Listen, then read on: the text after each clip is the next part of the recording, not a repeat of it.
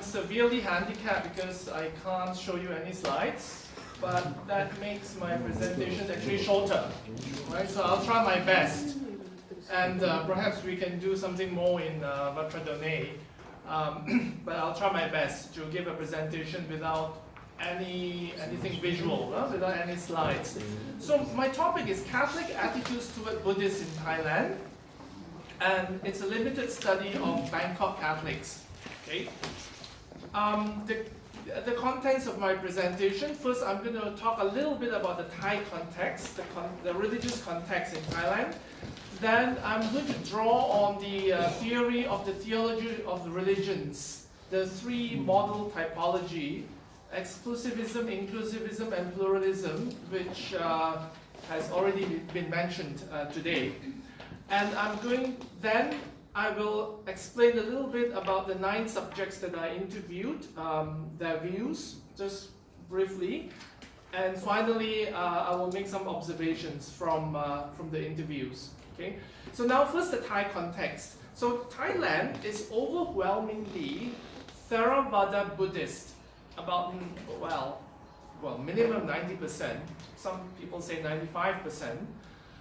Buddhism is one of the 3 pillars of the nation, because they have a kind of a national ideology that has 3 pillars: the nation, the religion, and the monarchy. The nation will include the language, the culture, the whole way of thinking, and the whole way of behaving. Religion actually means Buddhism. Yeah, I mean, it is not mentioned, but it is assumed to be Buddhism. And monarchy, of course, it's essential to the existence of the nation. That's what most people believe. Christians are less than 1% of the population, and Catholics are about 0.5%. So I'm dealing with Buddhist Catholics relations only, not for all Christians. But historically, Catholics have played a very major role in education, in medical services, in bringing in new technologies. Okay, and the perception, what is the relationship then between Buddhists and Catholics? The perception today is that there is no problem at all. Absolutely no tensions. You don't hear of any problems. You don't hear of any kind of tensions. And Christians are very well assimilated, and they are largely invisible. If you see a Christian on the streets, you will not know that he's a Christian. Everybody assumes that everybody is a Buddhist. Okay. However, if we look into history, it has not been problem-free. There have been tensions and even violence in history. In the 18th century, in the 19th century, in the middle of the 20th century. Well, just very, very short episodes of tensions and violence. Okay? Right, so that's the Thai context. Now we go on to the theology of religions. So now we're going to look at how Christians have viewed other religions. Okay, so we have exclusivism, inclusivism, and pluralism. So very, very briefly, exclusivism has the view that there is only one truth, Christian revelation, and all other religions are false, right? And it has been mentioned several times, extra ecclesiam nulla salus. This has been the attitude of the church for most of its history.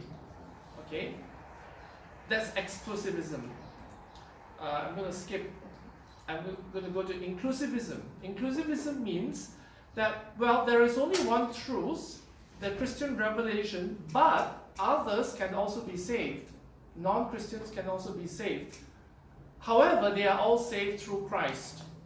And Christ is at work in their religions. Okay? Now, inclusivism is the dominant position in the Catholic Church, in the Orthodox Church, and the mainline Protestant churches. And Vatican II seems to have embraced inclusivism as its official stand. Okay? Especially with the document Nostra Aetate, which says that the Catholic Church rejects nothing that is true and holy in these religions. Okay? And number 3 is pluralism. In pluralism, all religions lead to the same ultimate thing. Now, all religions have the same essence. They have the same core and reality. Yes? And the various symbols and doctrines and ethical rules and rituals of the world's religions all reflect one divine light. Okay? So there is a core, one essence, but many expressions. So it's like there's one mountain peak, but many paths to the same mountain peak. So we will all arrive at the same place eventually. Okay, so that is pluralism. Now, I will go on to a study of 9 Thai Catholics. They're all in Bangkok. Okay, so I interviewed 3 laypersons, 3 religious nuns, and 3 priests in Bangkok. So the questions that I asked them were, asked them 5 questions. The first one is, what is the main difference between Buddhism and Christianity? Okay. Number 2, can Buddhists attain salvation? Can they have eternal life like us? Number 3, is it mandatory for Christians to evangelize Buddhists? And how should it be done? Number 4, are there tensions between Buddhists and Christians in Thailand, and why? Number 5, do Christians enjoy equality in Thailand? Just bear in mind that in Thailand, the whole context, the milieu is Theravada Buddhism. It's just like Orthodox in Romania. You know, it's everywhere. You go to any place, you know, the rituals and public ceremonies are all Buddhist. Okay, so my question is that do Christians have equality in Thailand? Bearing this in mind, and of course, students when they go to school, they study a lot of Buddhism. You know, no matter what your religion is. Okay, so for the lay persons, okay, again I'm handicapped because I can't show you what they said, so I'm going to summarize what they said. Layperson A says, Christianity does not deny reincarnation, nor past lives and future lives. Now, this reincarnation thing is Buddhism, and she says these Buddhist beliefs are compatible with Christianity. She's a Catholic, yeah? And she said that. And she said, okay, Buddhists can go to heaven, they can attain salvation. Evangelization, she says, yes, it is an important duty, but how do you do it? By being a good example in words and deeds. Tensions, no tensions in Thai society because we are taught from young to avoid talking about 2 things, politics and religion. And about equality, she says we have equality in terms of our freedoms. Okay, that's layperson A.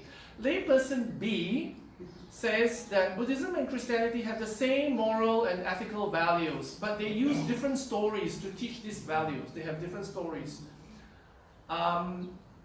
Salvation, yes, if the Buddhists lead a good life and follow their own religious teachings, they can have salvation in heaven. They don't call it heaven, they call it nirvana.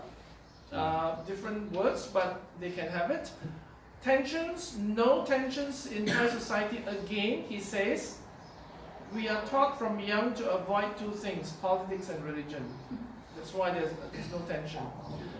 On equality, yes, well, he recognizes that all the public ceremonies are Buddhist, you know, like we go and then we kind of do Buddhist rituals, but there's no problem. No problem, we just do it, you know.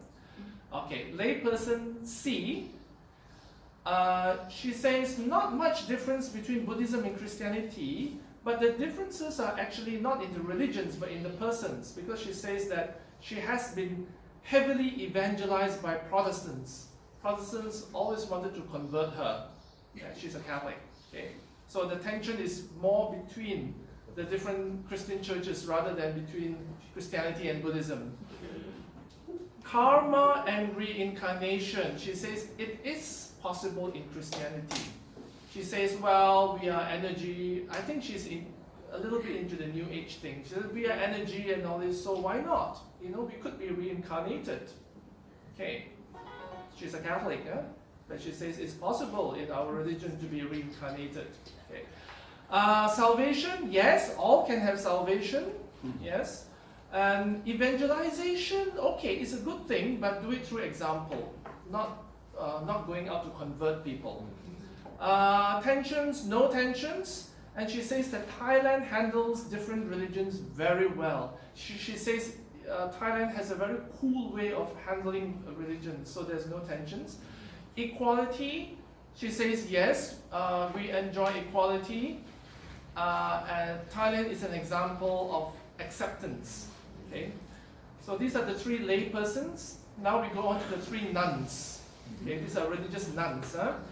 Nun A says that, okay, what's the difference between Christianity and Buddhism? In Christianity, Jesus did it for us. Jesus did it all. He died on the cross for us. Buddhism doesn't have somebody to do it for you. Okay. About salvation, she says, yes, there are different ways to salvation. Buddhists can have salvation. And she gives an example of people drinking water using different implements, but they become full anyway. Okay. Evangelization, she says, not really mandatory, but is good because Christianity is the shortcut. She uses the word the shortcut. Okay? And we should evangelize mainly through action. Okay. Tensions, she says, maybe a little bit, but it's not serious. A little bit because Christianity is still kind of looked upon as a foreign religion. For example, she gives the example of Buddhists, like when she says, thank God that, oh, thank God that we have this, and then the Buddhists will ask her, why do you thank God? How do you know this God? You did it yourself. So why do you attribute it to God? Okay, so a little bit here and there, but absolutely not serious. Equality, she says, yes, we have equality, but she did not feel it when she was young. When she was young, she felt that she was different from all the other Buddhist children. So she didn't feel that there was equality. But now she says everything is okay. Nun B says Christians believe in God, Buddhists believe in Buddha, and who is not God, so there's a difference. Salvation, yes, Buddhists can attain salvation. However, the Christian way is the direct way. The other ways are roundabout ways. Okay. Evangelization, it is necessary to do so, but mainly through action. Tensions, hardly any tensions nowadays. We have assimilated into the Buddhist culture and society. Equality, yes, as Thai citizens, all of us enjoy equality. Nun C says that actually pure Buddhism and pure Christianity are the same. Okay, I think I will skip Nun C. She doesn't have so much of interesting things to say. Now we go on to the priests. Okay, so I interviewed 3 priests. The first priest says that, he says about the difference between Buddhism and Christianity. He says even though Buddhists don't believe in God, the Buddha never denied there is God. So he says that some Buddhists actually believe in God also. That's what he says. And Buddhism is compatible with Christianity.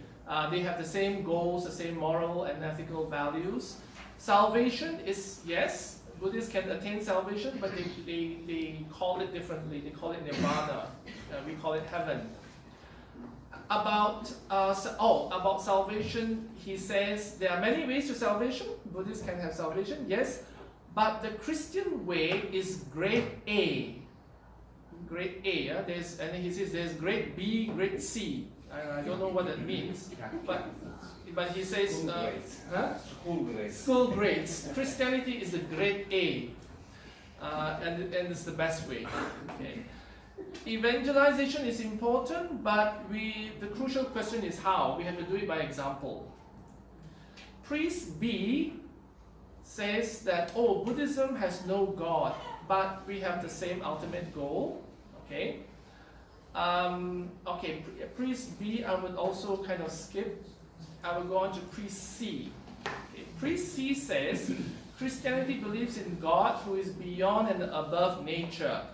Buddhism does not have a belief system. It is technically agnostic. And Buddhism is not compatible with Christianity in terms of beliefs. Okay. On salvation, he says Buddhists can have salvation, but it is not compatible with Christian salvation. But when I pushed him and I said, but can Buddhists be saved? Then he says, well, due to the mercy of God, perhaps they can be, but they look for salvation using their own efforts, whereas we have Jesus who did it for us. Okay. Evangelization is necessary, again, by example first.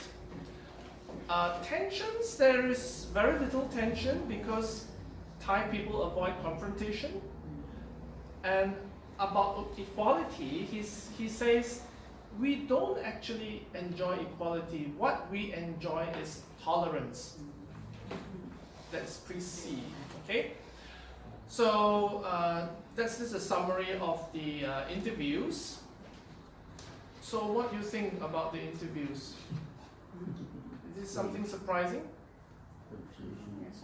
Okay, yeah. So okay, because I can't show you some of my notable quotes, but I've spoken them. So I'll go on to some general observations, from the Bangkok Catholics that I interviewed. They are all Thai, they're all Thai Catholics, urban Thai Catholics. One thing is that everyone interviewed was very familiar with Buddhism, or with the Thai Buddhism, Theravada Buddhism.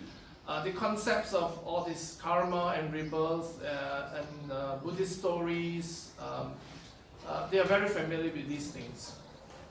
And generally they have a positive attitude toward Buddhists, right? There is also a tendency to make equivalents of Buddhist and Christian concepts, the stories. So I didn't go into that, but that some of them were telling me the stories. This Buddhist story is kind of like similar to our Christian story, to make the comparison. Because you see, being Catholics, they learn biblical stories, right?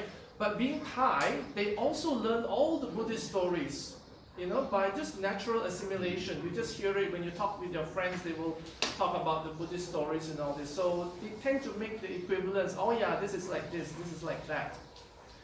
About evangelization, most of them say that yes, it is their duty to evangelize, because they heard it from catechism, but all of them say that we should not go out to convert people. We should never do that. We just be a good example through our actions, through working together. That's the way we evangelize. Most of them say that there are no tensions, and most of them say that this is due to the culture of avoidance. They just avoid any kind of confrontation. Okay. Now, one thing I noticed is, the other thing is that there is no hardcore exclusivists. No, really hardcore. Most of those that I interviewed are either inclusivists or pluralists. And in terms of the categories of the laypersons, the nuns and the priests, I noticed that the religious professionals, the priests and the nuns, they tend to adhere to the church teaching, about attitudes towards other religions. So they're not going to tell you that, I think as a Catholic I can be born again as somebody else, because there's no Christian teaching of that. It's Buddhism. So they don't say that. But some of the lay people, they say that it is possible. So what I notice is that the lay persons tend to form their beliefs from the real life interactions with their friends. If you ask any Christian or any Catholic in Thailand, most of their friends are all Buddhists. So they have this kind of interaction and they absorb, the stories, the cultures and all this. So when we talk about, so it's, in Thailand it's very normal to say, okay, I can't do this now. Next life I will do it. I mean, it's very normal talk, it's nothing strange, Yeah, I think the next life, or if something bad happens to you, you broke your leg. Yeah, my past life, I think I did something wrong with my leg. I kicked somebody. That's why I have a broken leg now. It's very normal. It's nothing strange at all. You know, this is a normal talk that they are exposed to. And for the Catholic laypersons, they kind of, I found that they kind of assimilate these kinds of beliefs. And so they say that it's not strange to reincarnation is not something strange. Now, even the merit making, you know, which is merit making. You know, the Buddhists, they like to go to the temple to make a donation. That is merit making. Or they like to release the birds from the cages. That is making merit, to accumulate merit. The Catholics actually do that also. Well, they don't release birds, but they go to Mass and they make a donation, and they call it merit making. They use the Buddhist term, I'm going to make merit, or I'm going to help to build a church. I'm going to make merit, you know? Yeah. Okay. So, that's all I have. Any questions? Yeah, thank you very much. We have 6 minutes for questions, and then we'll be sharp at 6:30, as it is announced here. Any questions?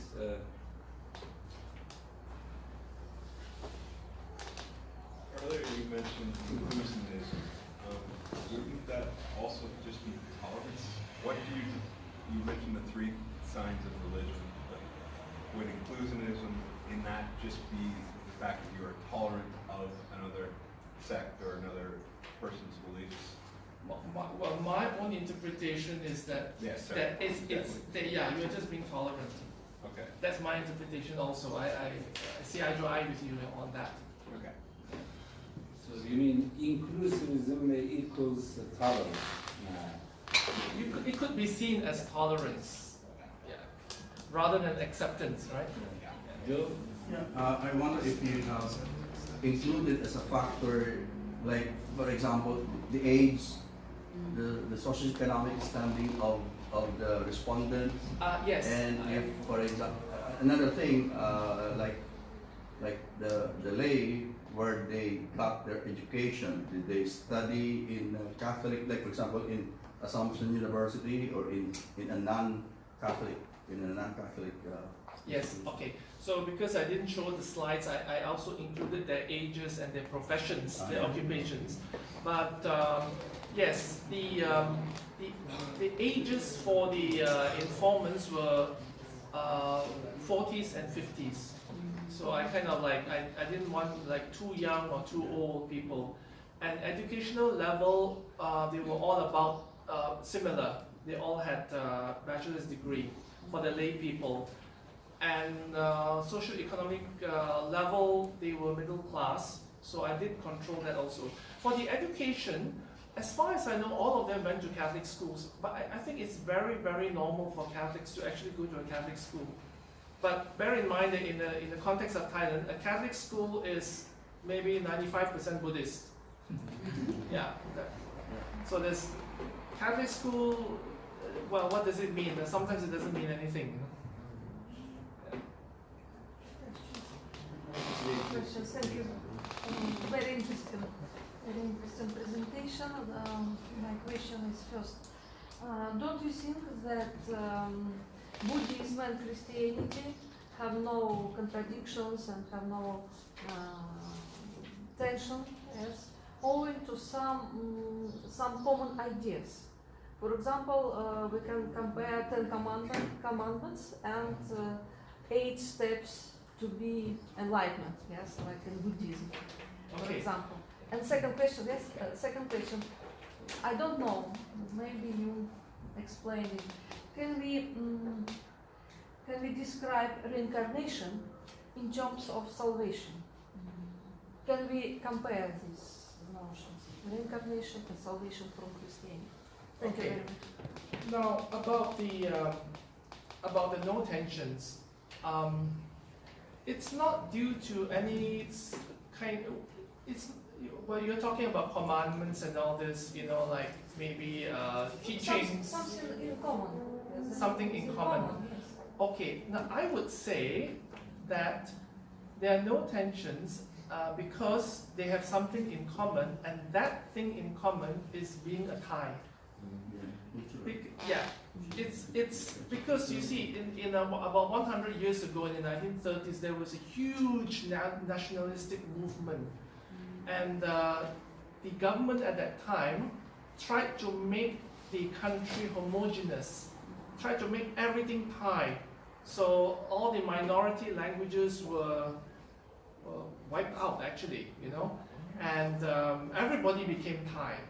So they all came under the national, and they used the national symbols and all this, and they have the shared way of thinking and all this. And so whatever religion you are born into that kind of society where everybody had a certain way of thinking, a certain way of speaking, and so so you follow along that line. So even though if you are a Christian, that when people are talking about, oh, your next life and all this, it's normal. You're not going to say, hey, wait a minute, I don't believe in that. My religion doesn't believe. No, they're just going to go along with all this kind of a thing. So I would say that there are no tensions,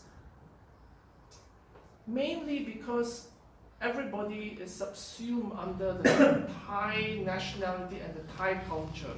They see themselves as Thai first, and they project themselves as Thai in the public sphere. Then, I must may I just add one question here?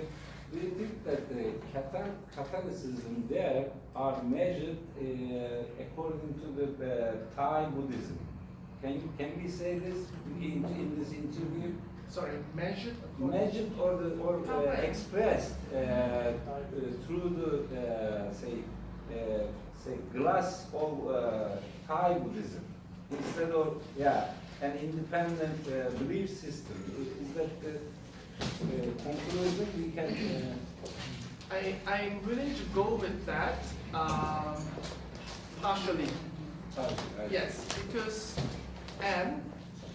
especially for the lay people, because they function in a Thai Buddhist environment. But once you become religious, or you become a priest and you go for your theological studies,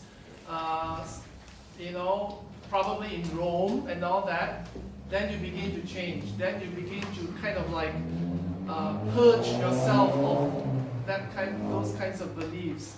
You begin to adhere to the official church teachings, right? But the Thai part of you is still there.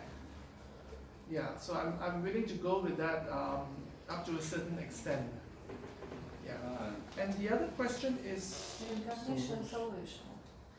actually the word salvation does not, it's never used by Thai Buddhists.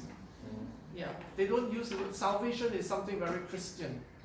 Yeah, so I think there's no, I don't know whether there's equivalent, perhaps not, So this, we can continue this discussion later, because later I will talk. Meditation. Sorry? Use of meditation.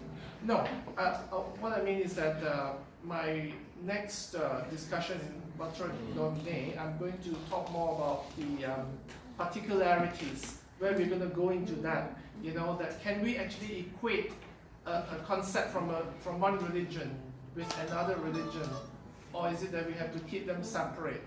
So I think you brought up a good example of this. That how can we form the connection between the reincarnation and salvation? Is there an equivalent at all, or they belong to two totally different worlds? That will be particularity.